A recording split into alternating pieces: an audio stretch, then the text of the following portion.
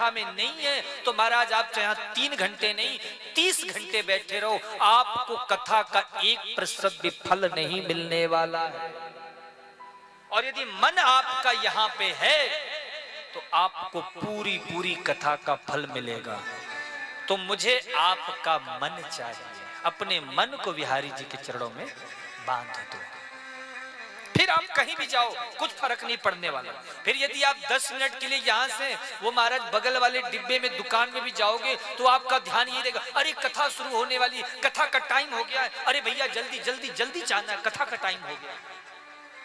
तो मन को प्रभु के चरणों में बांधो। अभी बीच में हम एक जगह कहीं गए हुए थे कथा करने, तो वहां पे पहाड़ पड़ता था, पर्वत पहाड़, और महाराज लोग पैसा दे दे करके वहां से गिर रहे थे। मैंने बड़े ध्यान से देखा तो लोग बड़े खुश थे, बड़ी खुशी खुशी वहां से गिर रहे थे। हमने ध्यान से देखा तो वो केवल उनका सहारा वो एक रस्सी थी। अच्छा एक बात बताओ, अगर वो रस्सी हटा दी जाए और फिर गिरने को बोला जाए, कूदने को कहा जाए तो कोई कूदेगा? क्यों कुर्सी वाली माताओं बताओ, नहीं कूदेगा ना? चलो 5,000 रुपए आपको दिया जाए, अभी तक आप दे रहे थे अब आपको दिया जाएगा, कूदोगे? 10,000 क्यों नहीं कूद रहे?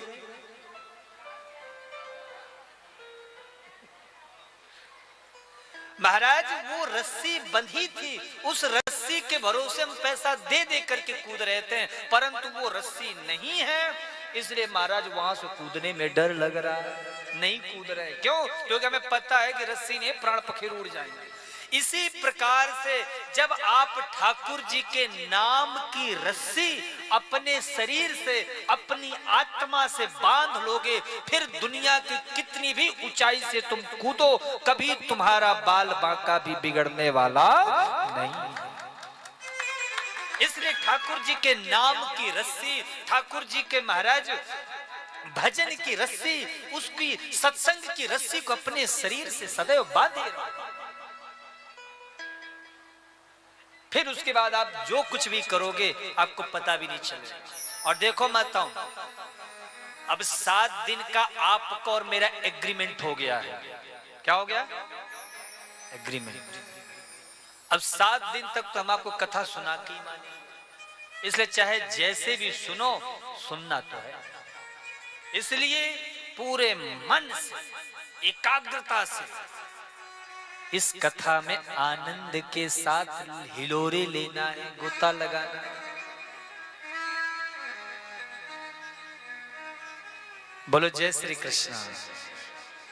तो व्यास जी महाराज कहते हैं, अज्ञान ध्वांत विध्वंसा सूर्य कोटे शम प्रभा निर्विघ्नं कुरु मे देवा सर्व कार्येषु सर्वदा।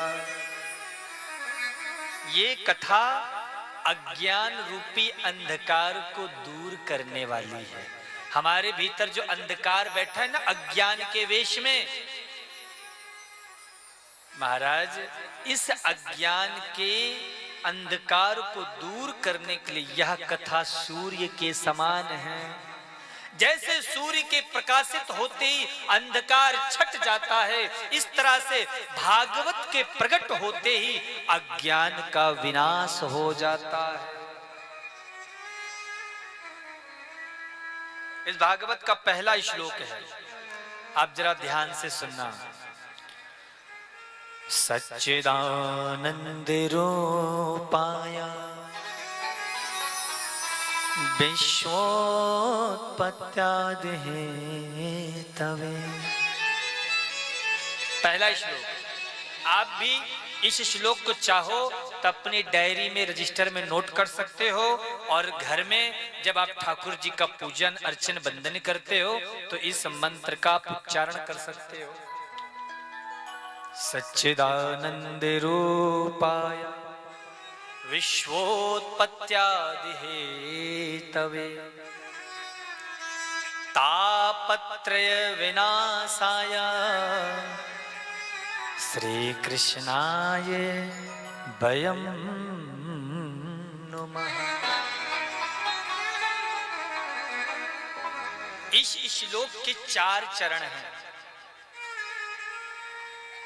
सच्चिदानंद रूपाय पहला चरण, विश्वोत्पत्त्यादि हेतवे दूसरा चरण, तापत्रय विनाशाय तीसरा चरण, और श्री कृष्णाय वयं नुमः। ये 4 चरण बताए। इन 4 चरणों में व्यास जी ने बताया कि भगवान करते क्या हैं, भगवान दिखते कैसे हैं, उनका स्वरूप कैसा है और उनका स्वभाव कैसा है।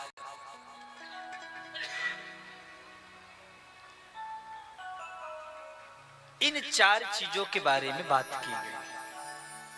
पहले चरण में बताया स्वरूप कैसा है, दिखते कैसे हैं वो। हमारे ठाकुर जी कैसे दिखते हैं चंडीगढ़ वालों को बताओ।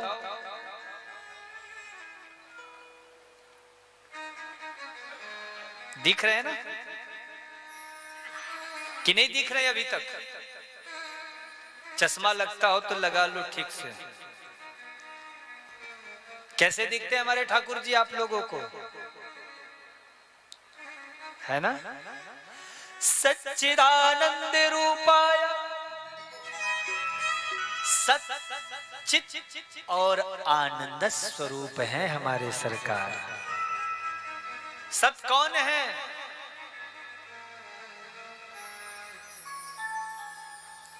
ईश्वर सत्य है कि संसार सत्य है? सत्य क्या है? घर मकान सत्य है, दुकान सच है, नाती पोते सत्य क्या है?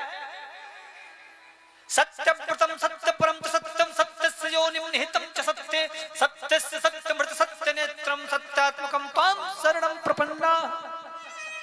वेदों में भगवान को इस सत्य शब्द से संबोधित किया गया। तो भगवान का एक नाम सत्य है। तो हमारे ठाकुर जी सत्य भी हैं और चित्त भी हैं। चिदानंद रूपम शिवोहम शिवोहम, वो प्रकाश स्वरूप हैं।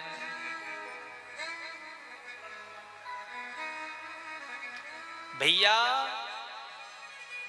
अगर दिया जलाया जाए तो वह छोटे से कमरे का अंधकार दूर कर सकता है, परंतु क्या इस संसार के अंधकार को वह दूर कर सकता है? नहीं। सूर्य अपने प्रकाश से संसार को प्रकाशित करता है, पर हमारे ठाकुर जी जगत प्रकाशो रामः, हमारे राम जी तो सारे विश्व को प्रकाशित करते अपने प्रकाश से। सूर्य भी जिनसे प्रकाश लेता है वह हमारे ठाकुर जी है। तो सच्चिदानंद रूपाय। तीसरी बात आती है आनंद। ये आनंद क्या है मेरी माताओं? बोलो, नहीं पता? आनंद किसे कहते हैं?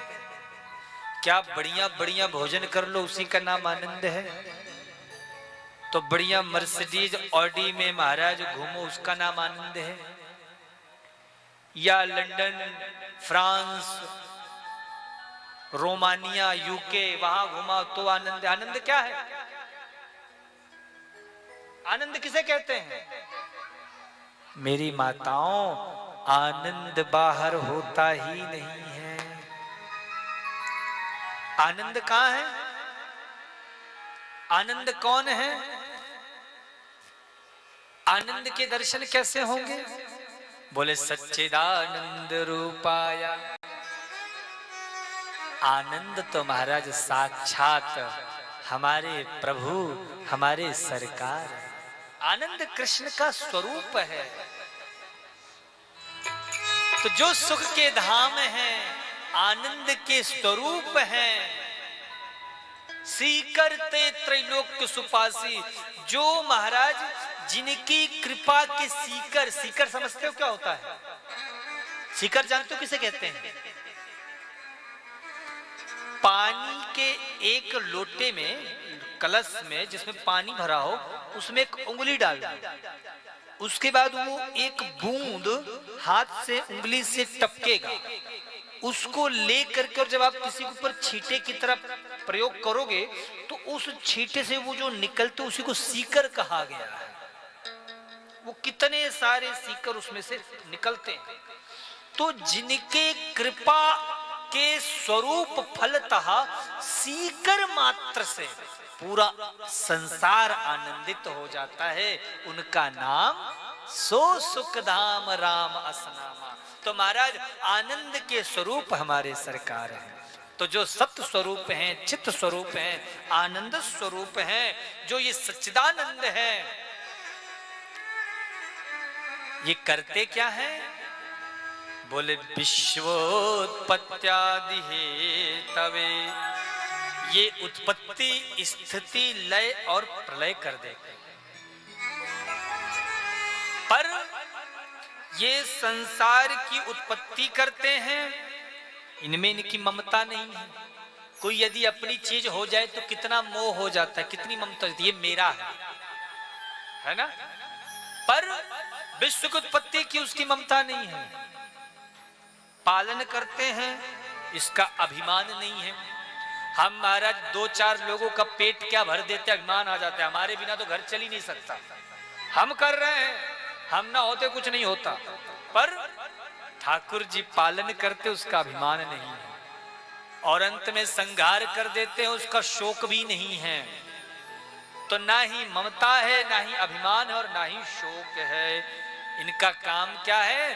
तापत्रय विनाशाया, दैहिक दैविक भवतिक तापा, दैहिक दैविक भवतिक तापा, दैहिक दैविक भवतिक तापा, दैहिक दैविक भवतिक तापा, दैहिक दैविक भवतिक तापा, दैहिक दैविक भवतिक तापा। राम राज्य का हम नहीं व्यापा, राम राज्य का नहीं व्यापा। 3 प्रकार के ताप हैं, दैहिक, दैविक और भौतिक। शरीर में व्याधि हो जाए, यह दैहिक ताप है।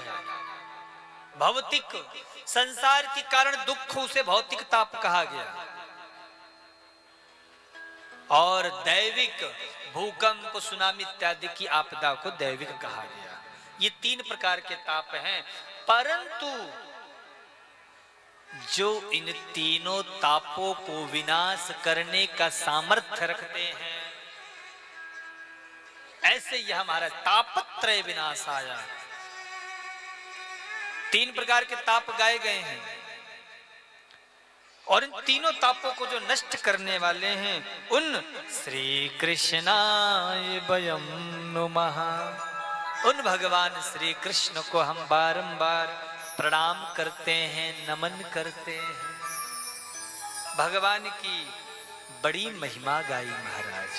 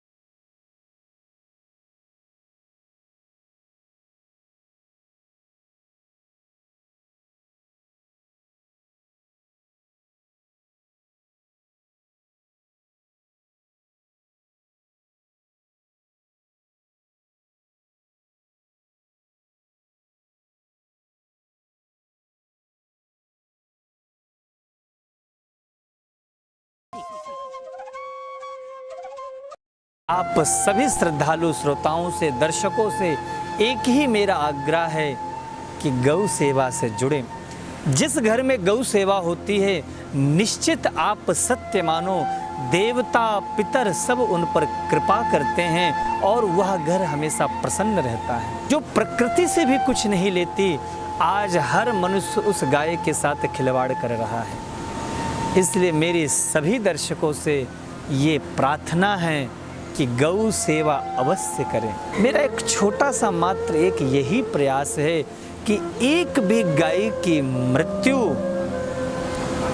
एक्सीडेंट से, बीमारी से ना हो। आज गौ माताएं दर दर भटक रही हैं। आप किसी भी जगह चले जाओ, कोई ना कोई रास्ते में आपको गाय मिल जाएगी। जो भटक रही है छोड़ देते हैं लोग। आप लोग देख रहे होंगे टीवी स्क्रीन पर, यह दिव्य गौ सेवा धाम अस्पताल बनने के लिए सज्ज है, परंतु धन के बिना इतना बड़ा लक्ष्य प्राप्त करना संभव नहीं है। इसलिए आप सभी लोग जिसकी जैसी शक्ति हो, श्रद्धा हो, समर्पण हो, उस भाव से जुड़ते हुए, सहयोग करते हुए अपने पूर्वजों के नाम से, परिवार के बच्चों के नाम से जो भी आप बनवाना चाहें, यह गौ सेवा धाम हॉस्पिटल आपके दान की अपेक्षा करते हुए प्रयास कर रहा है कि आप लोग आएं, आगे बढ़ें और इस गौ सेवा धाम हॉस्पिटल में सहयोग करें।